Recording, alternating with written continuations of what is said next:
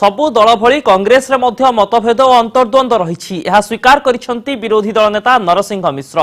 मत पार्थक्य जेते अछि तांको पंचायत निर्वाचन पूर्व दूरे लड़े करी पंचायत निर्वाचन में सफलता आने को आह्वान देइछंती नरसिंह।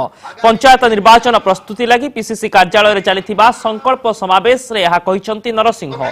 पीसीसी सभापति प्रसाद हरिचंदन को अध्यक्षतार यह बैठक में 420 ब्लॉक सभापति और 33 सांगठनिक जिला सभापति सामिल होइछंती। बैठक में ओडिशा कांग्रेस प्रभारी बीके हरिप्रसाद उपस्थित रहिछंती।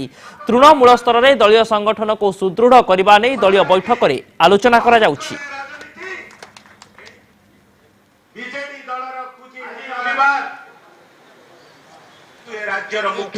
किपरि भाव में सरकार को प्रतिहत करने कौन रणकौशल नियाजिबो, पंचायत स्तर में कर्मी माने किपरि भाव में घर को घर जनसंपर्क स्थापित करेंगे और सरकार विफलता को किपरि भाव लोक पाखे पहुँचेबे एसब विषय आज विस्तृत भाव में आलोचना करा जिवो। आगामी पंचायत रे केवल भाव में कांग्रेस संगठन सुदृढ़ हम, केवल भाव में कांग्रेस निर्वाचन को जीव तलु बूथ स्तर जिला परिषद स्तर पर्यंत किभली भाव में मजबूत कर भाव में समस्त प्रकार जो बीजेडी फेल्युअर टू आरंभ कर विभिन्न प्रकार समस्या टू आरंभ कर ब्लॉक सभापति माने कौन कौन सबू उपलब्धि कौन सबू सेठी कौन असुविधा अच्छी गाँ गंडा पंचायत रे ब्लॉक रे से सब ऊपर पूरा विस्तृत भाव में आलोचना हम।